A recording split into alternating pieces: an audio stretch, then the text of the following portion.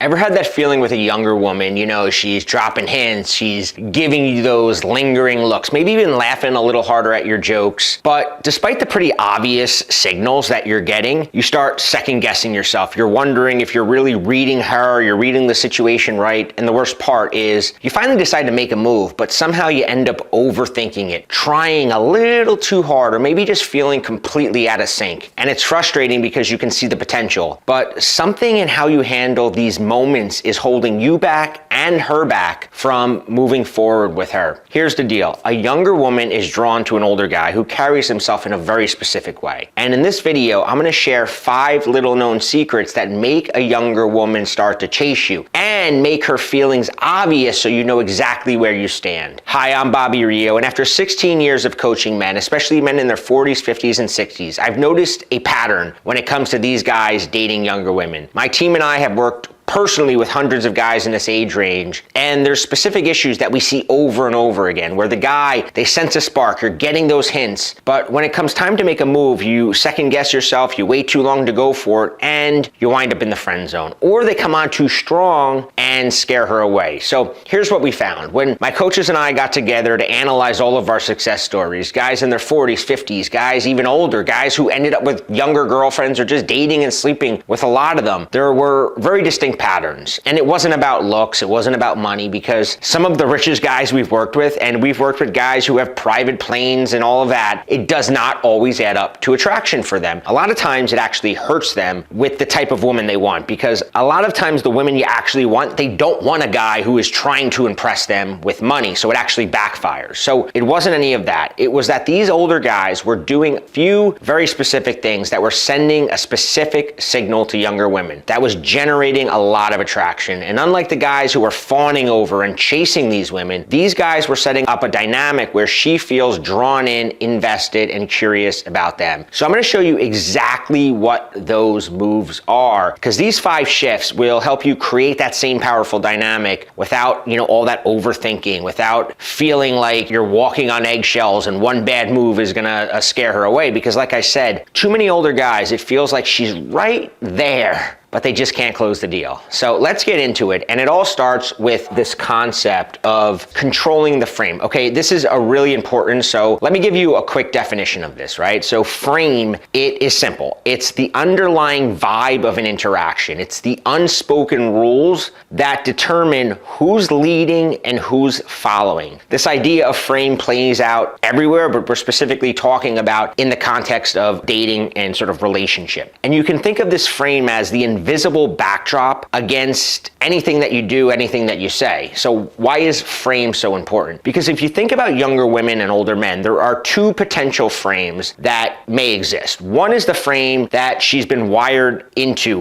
All women have been wired into the minute they were born, and that's the frame of the mature, sexy, older man. Her entire life, she's had crushes on the older boys in school, then her professors, then the older guy at work, right? Society has drilled this into women. If you look at People Magazine's sexiest men of the year, it's almost always an older guy. A lot of times it's even a guy in their 50s or 60s, right? Even now, as old as Brad Pitt and George Clooney are, most women still associate them as sex symbols. As guys, we forget this because it doesn't usually work the same way for women. A woman's value in the marketplace decreases with age, so we just kind of assume that it's the same way for men. But the reality is that a man's value in the social marketplace actually increases with age. And a lot of this is evolutionary, and older, experienced, mature man, right, from evolutionary sort of psychology, he's more likely to be a better provider, a better protector, right? She's more likely to not get killed in the jungle with this sort of guy. And that programming still exists in her today. So you've got this one frame of, the attractive, older, mature, sexy man, but it's battling against another frame, and that frame is of the creepy older guy. In one frame, you're the prize. In the other frame, she's the prize. Most older guys make one big mistake with younger women. So older guys make the mistake of entering a woman's frame, and you never want to enter her frame, which means you're following her lead. But here's the thing with that. The minute you do, you're taking the frame of her being the prize and you're losing your biggest advantage. See, she's used to being chased, flattered, she's used to being catered to by guys her own age. So when you act the same way, you're giving her all the power. She's in control and you're just another one of those guys. You're playing by her rules, hoping for her approval, and you're not really different, right? But it's actually worse because you're the older guy doing it, which makes you fall into the creepy older guy realm. But here's the thing. She's very rarely enters a man's frame. She very rarely is in a situation where the man is leading. So when she is, it's something different from everything else she's experiencing, right? It's solid, it's unshakable. It doesn't depend on her for approval or for reactions. And when you operate from that frame, she feels something very different. It's like a magnet. She's drawn to it because unlike younger guys, you're not fazed by her tests, her games, you're not fazed by her hot and cold behavior. So throughout this video, I'm gonna show you how to hold that frame with a younger woman so that you're the one leading, and this is the most important part of this whole video. You have to be the one leading and you have to get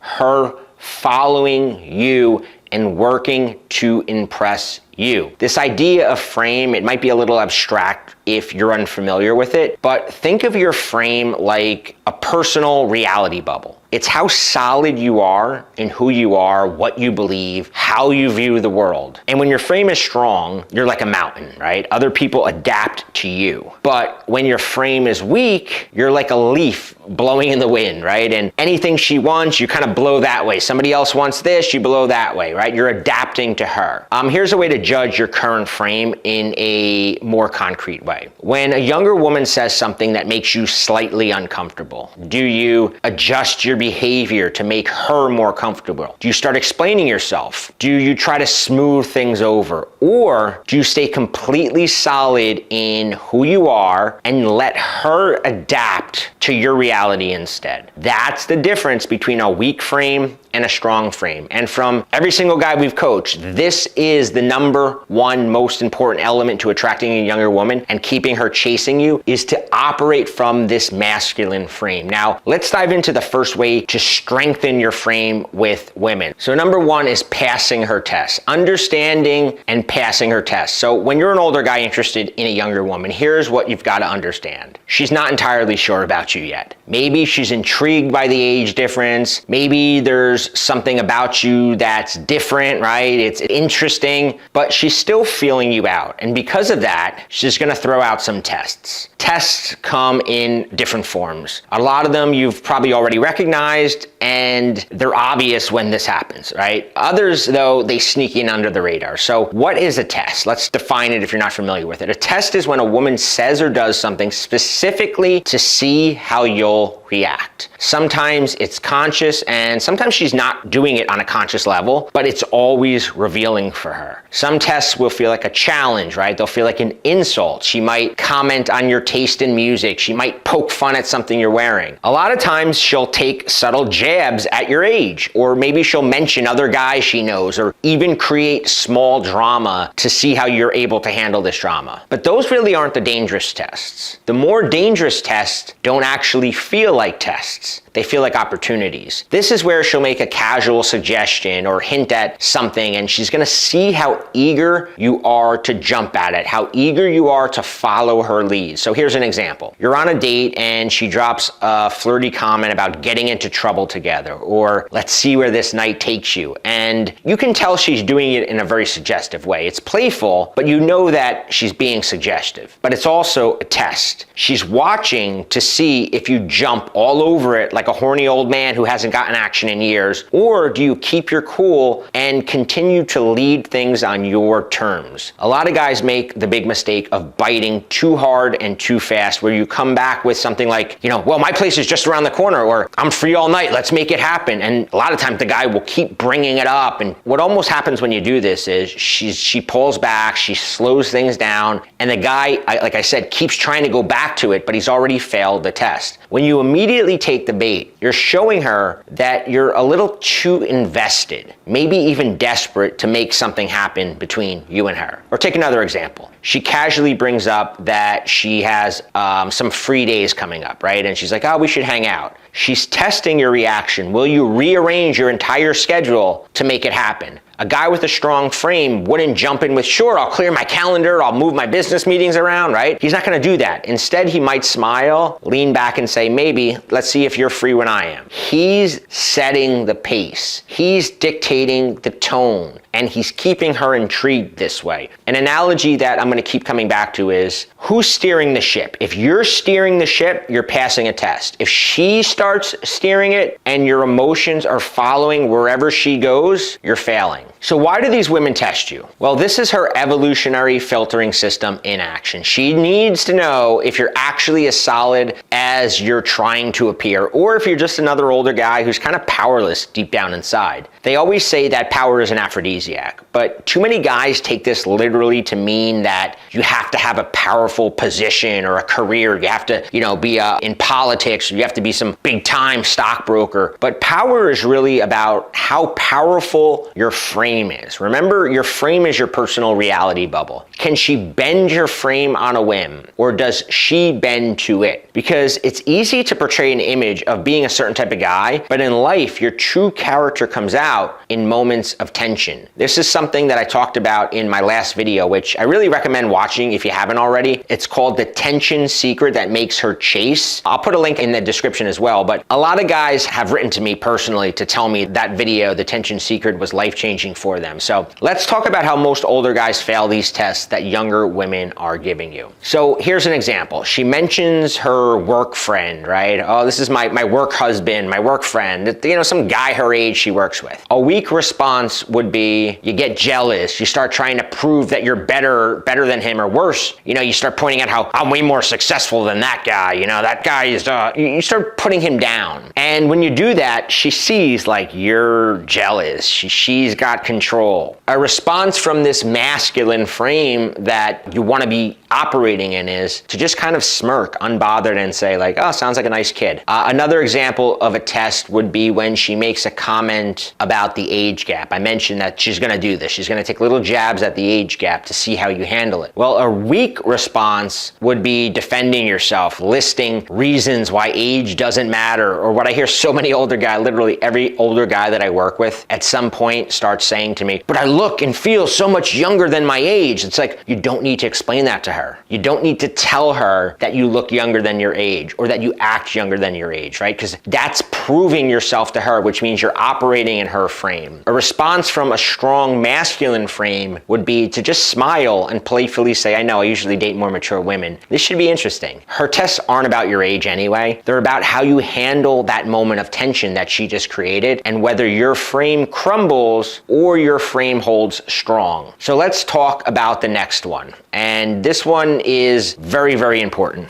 So number 2 is leading without approval seeking. This is what I call masculine leadership. Leading isn't about controlling or dominating. It's about moving through the world with a clear intention and a clear direction. And it's about not waiting for permission or approval. It's funny because I work with a lot of guys who've spent decades of their life running businesses and making these really tough decisions. Yet the minute a younger woman shows interest, they start acting like an intern seeking approval from the boss. Stop apologizing for taking charge. Stop asking her where she wants to go. Stop checking with her if every part of your plan is okay. Stop seeking constant confirmation that she's enjoying herself. Really, it's about stop surrendering your natural authority. When you walk into a restaurant, you don't ask the hostess, is it okay to be here, right? You don't walk, is it okay if we're here? You simply state your intention, table for 2. This same energy should permeate all your interactions with women. So what does this look like exactly? Well, it means choosing where you go, when to meet up, bringing that energy to the table, right? Being the one to suggest, if the waiter comes over, you suggest the wine. It's about leading the conversation. Don't fall into interview mode, right? This is like, when people say about leading, and you don't understand the concept of leading, interview mode is the key indicator of whether or not you're leading or she's leading. If you sit down on a date or you're having a conversation with a woman and you fall into this idea of just asking her questions and like answering and then going to the next question question, you're not leading. Be the one to make statements about her. Bring in the flirtatious vibe. Be bold, right? It's about being able to handle unexpected situations. So if you get somewhere, you walk into this restaurant you chose and you get there and the place is dead and you just see that this is not what I wanted. Just be confident and go, hey, this isn't gonna work. I know a better place. Let's get out of here, right? Don't ask her like, you wanna stay, do you wanna go? Just make that instantly in your set. The minute you see that the plan wasn't what you were expecting, without asking her, just say, hey, I know a better place. Let's go there, right? Why is this crucial with younger women? Her attraction to older men stems from a desire for someone who can guide an interaction so that she can relax a little bit, right? She sees you and you've got this interesting reality because she can't quite figure it out, right? She doesn't know, do you hold the power? Does she hold the power? Are you like these younger guys or there's something different? Are you gonna step into her frame or are you gonna pull her into your frame? Well, the minute you start seeking her approval, you're entering her reality. And in her reality, she has the power, she has the control, and everything interesting about you disappears, which is why you always wanna be in control of the frame. And the easiest way to do this is through leading. So leading can be as simple as using phrases like, I know a great spot, meet me there at 7. Let's continue this conversation somewhere more interesting. I'm thinking wine at Porter's, you'll love it. Let's have a nightcap at my place, I make the best martini. She's looking for a captain. Be the captain who can confidently lead without needing her permission. So number 3, stay non-reactive. Staying composed and non-reactive during moments of tension. So as I mentioned in a recent video, I talk about why handling tension is so crucial to sparking and then maintaining attraction with a woman. Well, here's something that you gotta understand. As an older guy, a woman expects you to have the maturity and the experience to handle tension. And if you can't, you're gonna quickly lose her interest. So what do I mean by being non-reactive? What do I mean by handling tension? I'm talking about your ability to stay unfazed when things get chaotic, when she's testing you, when there's moments of tension. So it's strange to me because, like I said, I have clients who hire me and these guys are running multi-million-dollar companies, right? Sometimes they have hundreds, sometimes even thousands of employees under them. And I'm talking to them and a woman, some 30-year-old, sometimes a 25-year-old woman has completely thrown them off balance, right? They're at work and they're checking their phone every 5 minutes. They're staring at her Instagram like a teenager trying to figure out where was she when this, when she posted this story, where was she? I've had guys who have no problem closing $1 million deals, but then they panic and they second guess themselves and they get too scared to go for the kiss when this woman is giving them every signal that she could possibly give them. Why? Because when it comes to their dating life, and more specifically, when they're dealing with a younger, attractive woman, they let their emotions control them. Now, to be clear, it's not about being emotionless, it's about being in control of your emotions. So think of a seasoned ship captain during a storm. He's alert, right? He's alert, he's paying attention, he's responsive, but he never panics. Now, too many older guys let a younger woman make them panic. And when a woman sees you panic, it's hard for her to maintain any level of respect for you. Now, why is this especially important with younger women? Well, younger women often bring more emotional intensity. They bring more drama than women your age. Not because they're immature, although sometimes they are,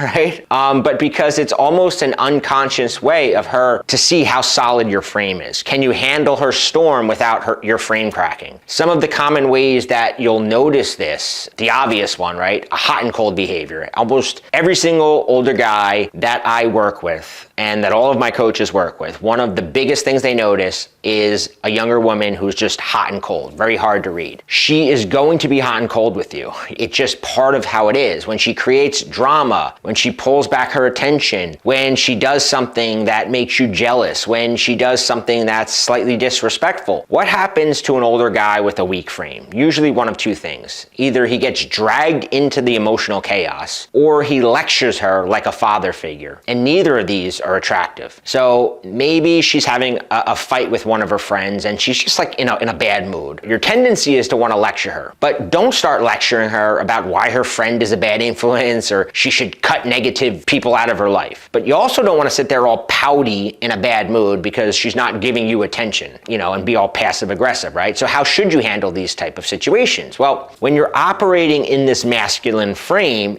you want to lead her out of the mood. So maybe you do this through humor. Maybe you do it through redirecting the conversation. Maybe you use a pattern interrupt that snaps her into a different state of mind. What you don't do is get dragged into it. You don't let it upset you. Same thing with an issue in the relationship. If something arises, maybe she's upset about something. She's mad because you had to cancel plans for a business meeting. Apologizing and explaining yourself, or worse, canceling the business meeting and then buying her a gift or taking her to a fancy restaurant to make up for it. It's not a sign of a caring man. It's a sign of a man who can't handle tension, so he tries to buy his way out of it. It comes down to this. You don't react emotionally or get pulled into the storm. You stay grounded and let her emotions play out. The goal is to be rock solid in your frame so that she can count on you, not the guy who dives into the emotional roller coaster with her. As tempting as it might be, and as much as you might think that's what she wants, do not give it to her. All right, so the next one we're gonna write down is number 4. Playful mystery, embracing playful teasing and some mystery. Okay, here it is. You're an older guy, and a big mistake you have to avoid is turning into her mentor.